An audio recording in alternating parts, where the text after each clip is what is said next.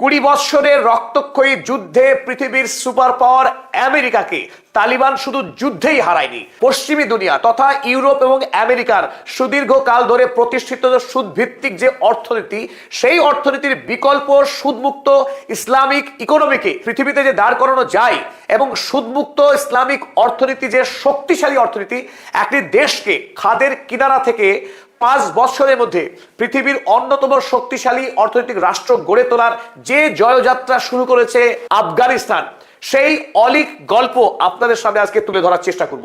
কোন অলিক জাদুতে তালিবান সরকার, যে সরকারকে রাশিয়া ছাড়া পৃথিবীর কোনো দেশ বৈধতাই দেয়নি, সেই তালিবান সরকার একটি সর্বহারা দরিদ্র ক্ষুধাপীড়িত আফগান জাতিকে নিয়ে, যে দেশে প্রাকৃতিক কোনো নদী নেই এবং পাহাড়ে ঘেরা অসমতল একটা দেশ, দেশের অধিকাংশ মাটি অনুর্বর, চাষের অনুপযুক্ত, সেই দেশকে কিভাবে মাত্র 6 বৎসরের ব্যবধানে গোটা দেশে রাস্তাঘাট, রেল লাইন, কৃত্রিম নদী খনন, একাধিক সুবৃহৎ প্রকল্পকে বাস্তবায়নের কাজে এগিয়ে গেছে তালিবান সরকার। এবং খুবই গুরুত্বপূর্ণভাবে ওয়ার্ল্ড ব্যাংক কিংবা ওয়ার্ল্ড মনিটারি ফান্ড পশ্চিমী দুনিয়ার কাছ থেকে কোনো রকম টাকা সুদে না নিয়ে, বিদেশি কোনো অর্থনৈতিক সাহায্য ছাড়া, বিদেশি প্রযুক্তি ছাড়া, দেশীয় প্রযুক্তি, দেশীয় টাকার উপরে ভর করে একটা দেশ 5 বছরে ইতিহাস তৈরি করেছে। কোন ইতিহাস? আফগানিস্তান বর্তমানে এমন একটি দেশ, যে দেশের টাকার দাম প্রতি বছর লাফিয়ে লাফিয়ে বাড়ছে, যেখানে ভারত, পাকিস্তান, বাংলাদেশ, পৃথিবীর অধিকাংশ দেশের আমেরিকার ডলারের সাপেক্ষে দাম পড়ছে, সেখানে আফগানি মুদ্রার দাম বেড়ে চলেছে। পৃথিবী যখন দুর্নীতির সঙ্গে লড়াই করে হেরে যাচ্ছে, বাংলাদেশ, ভারত, প্রতিটা দেশের প্রধান চ্যালেঞ্জ যেখানে সরকারি অফিসের দুর্নীতি, করাপশন সর্বত্র, সেখানে তালিবান শাসকরা প্রমাণ করে দেখিয়েছে আজকের 21 শতকেও একটি দেশকে দুর্নীতিমুক্ত করা যায়। বর্তমানে আফগানিস্তান পৃথিবীর সেই দেশ যেখানে করাপশন রেট 0। আমরা যখন অন্ধভাবে বিশ্বাস করি উন্নতি মানেই পশ্চিম, আমেরিকা, ইউরোপ, আমেরিকা ইউরোপের টাকা ছাড়া, আমেরিকা ইউরোপের প্রযুক্তি ছাড়া পৃথিবীর কোনো উন্নতি হতেই পারে না। আমেরিকার গণতান্ত্রিক মডেল, আমেরিকার ব্যাংকিং মডেল, আমেরিকার টেকনোলজি, এই সব ছাড়া পৃথিবীর কোনো দেশ উন্নতি করতেই পারে না। কিন্তু এই সমস্ত মিথকে ভেঙে চুরমার করে দিয়ে আফগানিস্তানের তালিবান সরকার দেখিয়েছে পশ্চিম ছাড়া প্রাচ্য দেশীয় প্রযুক্তিতে কোনো দেশ মাথা উঁচু করে দাঁড়াতে পারে, এবং সেটা অল্প সময়ের মধ্যেই করে দেখানো সম্ভব। তবে নিশ্চিত করে বলা যায়, তালিবান সরকার যেভাবে অসম্ভবকে সম্ভব করে দেখিয়েছে, তার নেপথ্যে ইমানি শক্তি সবচাইতে গুরুত্বপূর্ণ ভূমিকা পালন করেছে। যদি ইমানি শক্তি না থাকতো, তালিবান তার দেশে দুর্নীতিকে শূন্যে নামিয়ে আনতে পারতো না। তাছাড়া যেভাবে অল্প সময়ে বৃহৎ প্রকল্পগুলোকে বাস্তবায়ন করছে, পৃথিবীর মধ্যে সব থেকে কম ব্যয়ে, এত অল্প ব্যয়ে এত বৃহত্তর কৃত্রিম নদী, রেল লাইন স্থাপন, সড়ক যোগাযোগ গড়ে তোলা, পৃথিবীতে নজিরবিহীন কোনো দেশ এত অল্প টাকা ব্যয়ে এত অল্প সময়ে পরিকাঠামো নির্মাণ করে দেখাতে পারেনি অতীতে। আসুন এবার দেখে নিই তালিবান সরকারের কয়েকটা ম্যাজিকের ঝলক। আমি প্রফেসর আব্দুল হালিম, চলুন শুরু করা যাক। 2021 সালের আগস্ট মাসে যখন আমেরিকার সৈন্যরা তালিবানের হাতে মার খেয়ে মধ্যরাতে বাগরাম এয়ারবেস ছেড়ে চোরের মতো পালিয়ে গেল, রাতারাতি তালিবান আফগানিস্তানের শাসনভার গ্রহণ করলো। কিন্তু সবাই ধরে নিয়েছিল তালিবান এই দেশ চালাতে পারবে না, তাদের দ্বারা দেশ চালানো সম্ভব না। তারা গেরিলা যুদ্ধ করে মার্কিনদের হারাতে পারলেও সরকার তারা চালাতে পারবে না। কিন্তু সেই অসম্ভবকে কিভাবে সম্ভব করলো দেখুন। 2021 সাল যখন ভারতের রুপির ডলারের সাপেক্ষে দাম ছিল 74 টাকা, সেখানে আফগানি মুদ্রার দাম ছিল প্রায় 77 টাকা প্রতি ডলারে। ভারতীয় রুপি যখন ধারাবাহিকভাবে ডলারের সাপেক্ষে সস্তা হয়েছে, সেখানে আফগানি মুদ্রা ভারতের থেকে সস্তা ছিল যে মুদ্রা, সেই মুদ্রা এখন ভারতের থেকে 1.5 গুণ দামি এই মুহূর্তে তালিবান সরকারের আফগানি মুদ্রা।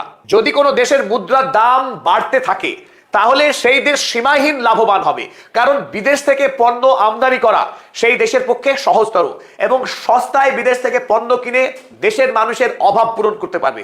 আর সেই কাজ এখন করে চলেছে আফগানিস্তান, যেখানে পৃথিবীর অন্য দেশে ধারাবাহিক দ্রব্যমূল্য বৃদ্ধি হচ্ছে। দ্রব্যমূল্য বৃদ্ধির সঙ্গে সাধারণ মানুষ এতে উঠতেই পাচ্ছেন না। নিত্য প্রয়োজনীয় চাল, ডাল, ঔষধ, জামা কাপড়, বিদ্যুৎ কিনতে গিয়ে যখন পৃথিবীর অধিকাংশ দেশ হিমশিম খাচ্ছে, সেখানে আফগানিস্তানে হচ্ছে উল্টোটা। অর্থাৎ জিনিসপত্রের দাম প্রতি বছর ধারাবাহিকভাবে কমছে। ইনফ্লেশনের জায়গায়, মুদ্রাস্ফীতির জায়গায় মুদ্রা হ্রাস হচ্ছে, অর্থাৎ দাম কমছে। এখানে একথাও সত্য যে আফগানিস্তান এখন একটি দরিদ্র দেশ, দেশের বড় অংশের মানুষ এখনো দারিদ্র সীমার নিচে বাস করে এবং খাদ্য সংকটের শিকার আফগানিস্তান। কিন্তু বিগত 5 বছর সময়ের মধ্যে আফগানিস্তান যেভাবে উন্নতির পথে এগিয়ে চলেছে এবং যেভাবে পরিকাঠামো খাতে বিপুল পরিমাণের বিনিয়োগ করছে, রাষ্ট্র নির্মাণের কাজ চলছে, তাতে অল্প সময়ের ব্যবধানে আফগানিস্তান পৃথিবীর অন্যতম শক্তিশালী রাষ্ট্র হওয়ার পথে এগোচ্ছে।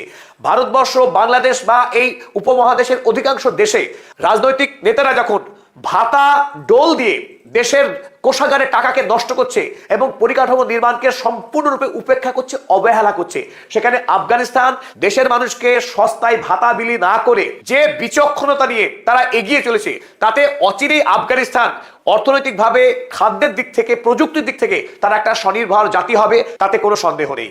উন্নততর প্রযুক্তিকে কাজে লাগিয়ে চীন তার বৃহত্তর দেশের যে বন্ধুর ভূপ্রকৃতি, সেই প্রকৃতিকে হার মানিয়েছে চায়না।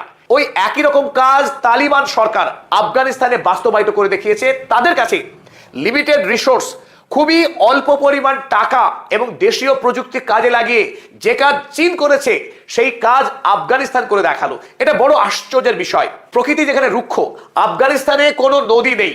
আফগানিস্তানে একমাত্র বড় নদী যে কেবলমাত্র আফগানিস্তানকে স্পর্শ করেছে মাত্র, তাজিকিস্তান হয়ে এই আফগানিস্তান ছুঁয়ে, তারপর এই নদী উজবেকিস্তান হয়ে তুর্কমেনিস্তান দিয়ে বেরিয়ে গেছে। আফগানিস্তানের নদী না থাকার ফলে বিস্তীর্ণ অঞ্চল অনুর্বর এবং কৃষিকাজের অনুপযুক্ত, ফলে দেশে খাবারের ব্যাপক সংকট এবং যোগাযোগ ব্যবস্থাও অত্যন্ত কঠিন।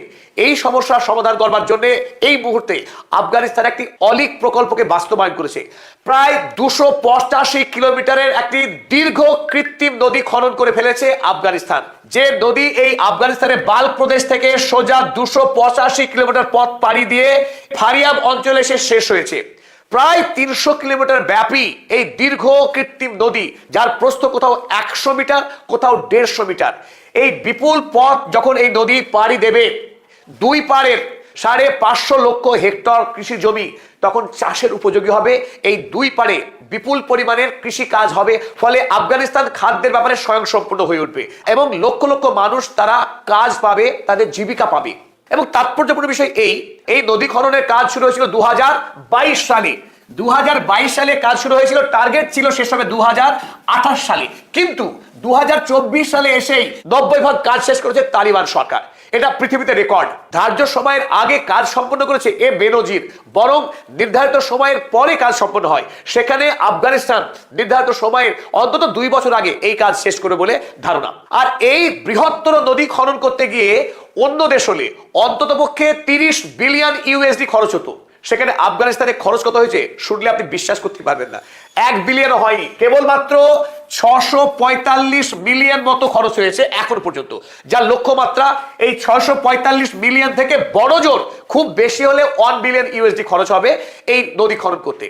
যেখানে সুয়েজ ক্যানেল খরচ করতে গিয়ে আমেরিকা, ইউরোপের তাবড়তোড় ইঞ্জিনিয়ার দীর্ঘ সময় প্রচুর খরচ করে সেই কাজ সম্পন্ন করেছিল গোটা ইউরোপ, আমেরিকা, মিশর মিলে। আর এই দুরূহ কাজ আফগানিস্তানের ভূপ্রকৃতিকে পরাস্ত করে আফগানি ইঞ্জিনিয়ারের প্রকৌশলে সাধারণ আফগানি যুবক তারা এই কাজ ইতিমধ্যেই প্রায় সম্পূর্ণ করার পথে। যদি দেশের মানুষের দেশপ্রেম না থাকে, সততা না থাকে, নিষ্ঠা না থাকে, এই কাজ কি সম্ভব? 285 কিলোমিটার বিস্তৃত খোসটেপা কৃত্রিম নদী যখন পুরোটা চালু হবে, আফগানিস্তানের পরিবহন, কৃষিকাজ আমূল বদলে যাবে। আফগানিস্তান বর্তমান পৃথিবীতে এখনো সেই বিরল গোত্রীয় দেশ যে দেশে কোনো যাত্রী পরিবাহী ট্রেন লাইন নাই।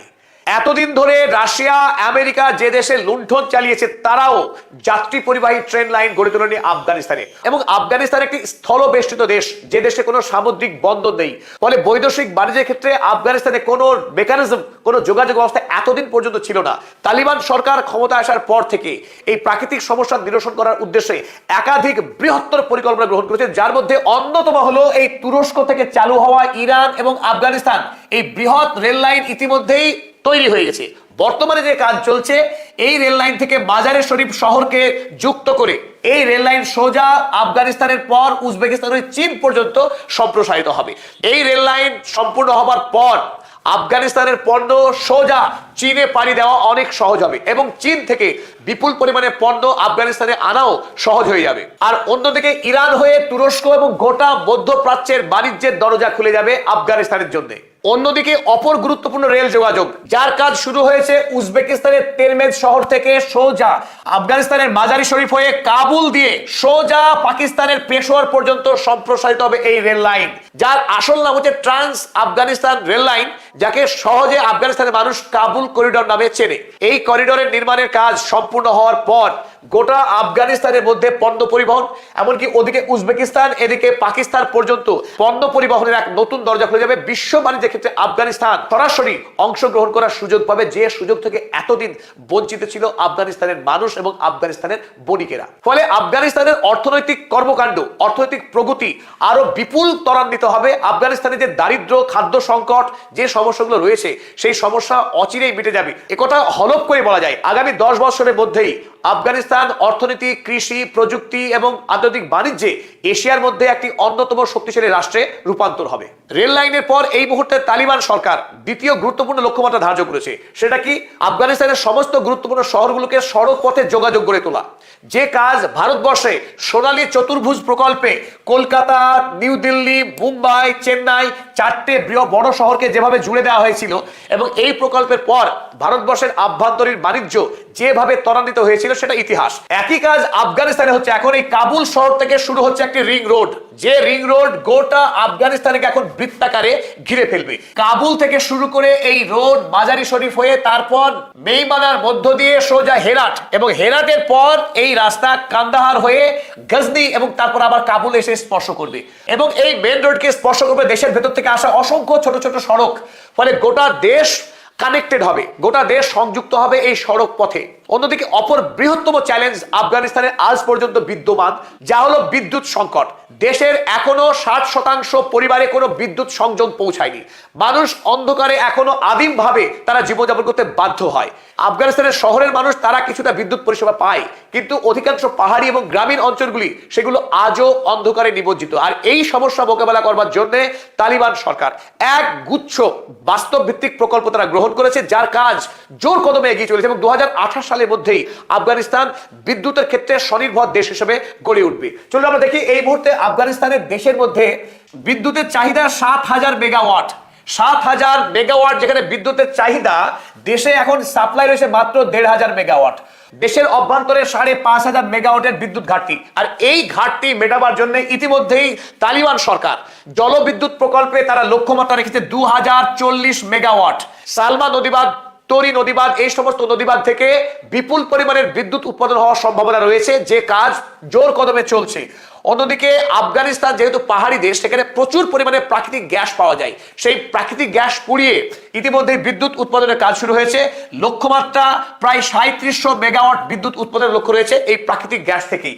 অন্যদিকে কয়লা, আফগানিস্তানে বিপুল পরিমাণে কয়লার ভান্ডার রয়েছে। সেই কয়লা উত্তোলন শুরু করেছে তালিবান সরকার এবং সেই কয়লা থেকে থার্মাল পাওয়ার প্ল্যান্ট অর্থাৎ তাপবিদ্যুৎ কেন্দ্র শুরু করেছে এবং এই ক্ষেত্রে লক্ষ্য 2600 মেগাওয়াট আফগানিস্তানের তাপবিদ্যুৎ উৎপাদন করবার। সর্বশেষে নবায়নযোগ্য জ্বালানি সৌরশক্তি উৎপাদনের লক্ষ্যমাত্রা ধার্য করেছে 700 মেগাওয়াট।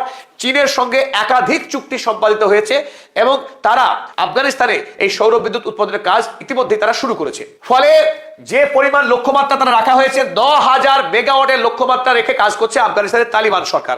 ফলে আগামীতে 2028 সালের মধ্যেই দেশ তো বিদ্যুতের স্বয়ংসম্পূর্ণ হবেই, এমনকি উদ্বৃত্ত বিদ্যুৎ উৎপাদন হবে আফগানিস্তানে, যে বিদ্যুৎ আগামী দিনে কারখানা সম্প্রসারণের ক্ষেত্রে, নতুন কারখানা স্থাপনের ক্ষেত্রেও এই বিদ্যুৎ কাজে আসবে, দেশের শিল্পায়নের গতিমাত্রা বৃদ্ধি পাবে। কিন্তু এত কিছু ভালোর মধ্যেও আফগানিস্তানে একটি মারাত্মক অভিশাপ এখনো লুকিয়ে রয়েছে আফগান সমাজে। কি সেটা?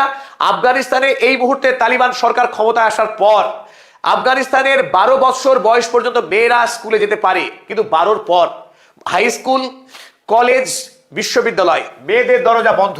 মেয়েদের লেখাপড়ার অধিকারকে কেড়ে নিয়েছে এই তালিবান সরকার। তাদের দাবি যে তারা দেশ জুড়ে পরিকাঠামো তৈরি করছে, উপযুক্ত পরিকাঠামো তৈরি করবার পর সেখানে মেয়েদের জন্য স্কুল কলেজ খুলে দেওয়া হবে, মেয়েদের লেখাপড়ার অধিকার আফগানিস্তানের তালিবান সরকার দেবে। তারা মনে করে মেয়েদের পড়াশোনা করার অধিকার আছে, কিন্তু তালিবান সরকারের এই দাবিকে আমরা কিন্তু মেনে নিতে পারছি না।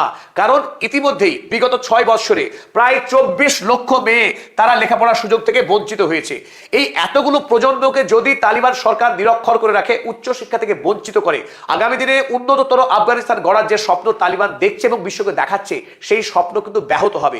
অর্ধেক সংখ্যক মানুষ নারী, আর সেই নারীকে যদি উচ্চশিক্ষা থেকে বঞ্চিত রাখে তালিবান, তা আফগানিস্তানের জন্য কিন্তু শুভ নয়, মঙ্গল নয়। তাই আমরা চাইবো, গোটা পৃথিবীর মানুষ চাইছে যে তালিবান সরকার দ্রুততার সঙ্গে মেয়েদেরকে শিক্ষার আঙিনায় আনুক, উচ্চ শিক্ষার অধিকার দিক, যাতে করে পুরুষ এবং নারী বৈষম্য মুক্ত ভাবে তারা শিক্ষার অধিকার পাবে, তারা কাজের সুযোগ পাবে এবং আফগানিস্তানের উন্নতিকে দ্বিগুণ গতিতে ত্বরান্বিত করবে এই আফগানি জনতা, আফগানি নারী, আফগানি পুরুষ নির্বিশেষে।